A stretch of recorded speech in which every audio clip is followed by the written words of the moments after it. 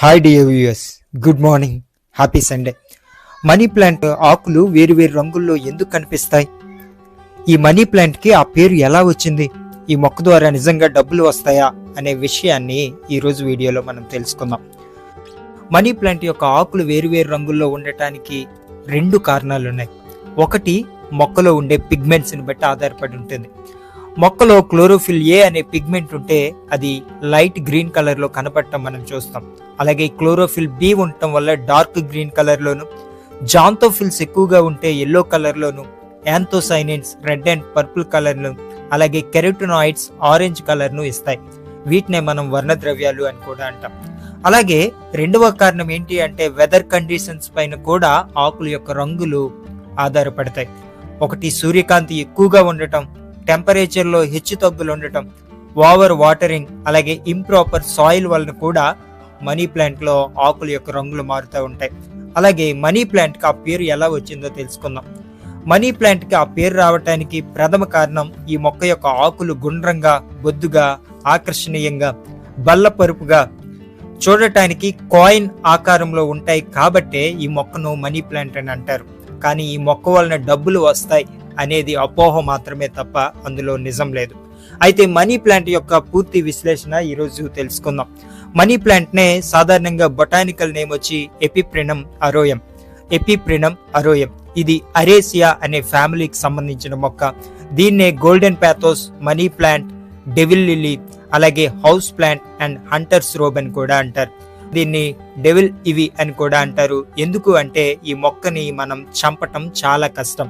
ఎందుకు అంటే stem cuttings వలన ఈ మొక్క పదే పదే పెరుగుతూ ఉంటుంది.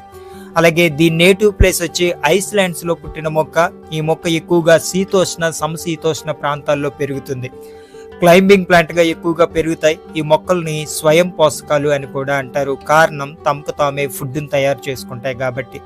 ఈ మొక్క పెరుగుదలను గాని గమనిస్తే పక్కన ఉండే మొక్కలను ప్రాతుకుతూ 12 మీటర్ల ఎత్తు వరకు పెరిగే ఈ మొక్క యొక్క కాండం పెరుగుతుంది. ఆకులు green and yellow and cream colour లో ఉంటాయి. చూడటానికి హార్ట్ షేప్ లో కనిపిస్తాయి. బొద్దుగా, గుండ్రంగా కూడా కనిపిస్తాయి. 10 సెంటీమీటర్ల వరకు మొక్కల్లో ఆకులు పెరుగుతాయి. బాగా అభివృద్ధి చెందిన మొక్కల్లో 70 సెంటీమీటర్ల వరకు ఆకులు పెరగటం మనం చూస్తాం. ఇదే ఆల్టర్నేట్ ఫిల్లోటాక్సీలో ఉంటది. అంటే ఆకుకు ఎదురుగా ఆకు రావటం అనేది గమనిస్తాం. ఈ మొక్కల పుష్పాలు చాలా అరుదుగా వస్తాయి. ఈ పుష్పాలు స్పాడెక్స్ లో ఉంటాయి లేదా స్పాతేలో మనకు కనబడతాయి. స్పాడెక్స్ అంటే ఏంటి అంటే పువ్వు అనేది మధ్యలో వచ్చి దాని బ్రాక్ట్ అనేది ఒక ఆకుల చుట్టూ రావటం అనేది మనం ఇక్కడ గమనిస్తాం. ఇవి 23 సెంటీమీటర్ల వరకు పెరుగుతాయి. పువ్వులు రావటం చాలా అరుదుగా కనిపిస్తాయి కాబట్టే దీన్ని షై ఫ్లవరింగ్ ప్లాంట్ అని కూడా అంటారు. ఈ మొక్కలో ఫ్రూట్స్ కూడా ఉంటాయి. ఇవి బెర్రీస్ లో ఉంటాయి. ఫ్లవర్స్ ఉన్న స్పాడెక్స్ అనేది బాగా అభివృద్ధి చెందిన తరువాత రిప్ అండ్ ఫ్రూట్ లో రెడ్ అండ్ ఆరెంజ్ కలర్ లో ఫ్రూట్స్ రావటం అనేది మనం గమనిస్తాం. ఈ మొక్కను ఇండోర్ ప్లాంట్ గా పెంచుతారు, హ్యాంగింగ్ ప్లాంట్ గా పెంచుతారు, ఆర్నమెంటల్ ప్లాంట్ గా, క్లైంబింగ్ ప్లాంట్స్ గా కూడా పెంచుతారు.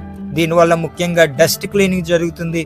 అలాగే టాక్సిక్ పొల్యూటెంట్స్ అయిన ఫార్మాల్డిహైడ్ ను, ఇంట్లో ఉండే ఫార్మాల్డిహైడ్ ను క్లీన్ చేయడానికి కూడా ఈ మొక్క అనేది ఉపయోగపడుతుంది. ఈ మొక్క చాలా వేగంగా పెరుగుతుంది కాబట్టి అందానికి ఉపయోగించే మొక్కల్లో ఇది కూడా ఒకటి. ఇది ముఖ్యంగా స్టెమ్ కటింగ్స్ ద్వారా కొత్త మొక్కలను పెంచుతారు. అంటే ఏదైనా స్టెమ్ ని కట్ చేసిన తర్వాత అది ఇంకో దగ్గర వేస్తే ఒక కొత్త మొక్కగా ఎదుగుతుంది. కారణం, ప్రతి స్టెమ్ దగ్గర కూడా వేర్లు అనేవి అవతల వైపు వస్తాయి కాబట్టి. అయితే ఈ మొక్కలో ఎక్కువగా హెయిరీ క్రిస్టల్స్ ఉంటాయి కాబట్టి అవి ఇరిటేషన్ ని, వామిటింగ్స్ ని, స్వెల్లింగ్స్ ని కలగ చేయటం మనం చూస్తాం. ఈ ఆకుల్ని ఎవరైనా నవిలినా, అలాగే జంతువులు నవిలినప్పుడు దాంట్లో ఎక్కువగా ఇరిటేషన్స్ రావటం మనం గమనిస్తాం. అలాగే దీనిలో ఇన్సాల్యుబుల్ రాఫిడ్స్ ఉండటం వల్ల యానిమల్స్ కి ఇరిటేషన్ కూడా కలగజేస్తాయి. అలాగే కాల్షియం ఆక్సలేట్ ఎక్కువగా ఉండటం వల్ల మనుషుల్లో స్వెల్లింగ్స్, ఇరిటేషన్స్, అలాగే వామిటింగ్స్ ఎక్కువగా రావటం చూస్తాం. అయితే ఈ మొక్కని మొట్టమొదటిసారి 1880వ సంవత్సరంలో కనుగొన్నారు. అప్పుడే దాన్ని పాథస్ అరోయస్ అని పిలిచారు. తరువాత దాని పువ్వును బాగా గమనించిన తరువాత 1962లో దీన్నే రెఫైడోఫోర్ అరోరా అనిగా మార్చారు. అయితే దీన్ని బాగా ఫ్లవర్స్ ని, అలాగే లీవ్స్ ని కనిపెట్టిన తరువాత ఇది ఎఫిఫెరం పిన్నేటం అనే ప్లాంట్ కి దగ్గర పోలికలు కలిగి ఉంది కాబట్టి దీన్ని కూడా ఆ జాతిలో చేర్చి ఎపోఫిరం అరోయం ప్లాంట్ గా పిలుస్తున్నారు. ఇది ఈరోజు మొక్క. ఈ వీడియో మీకు నచ్చిందని నేను భావిస్తే లైక్ చేయండి, షేర్ చేయండి. మీ ఫ్రెండ్స్తో కూడా షేర్ చేసుకోండి. Thank you so much. I'm Ravindra signing off.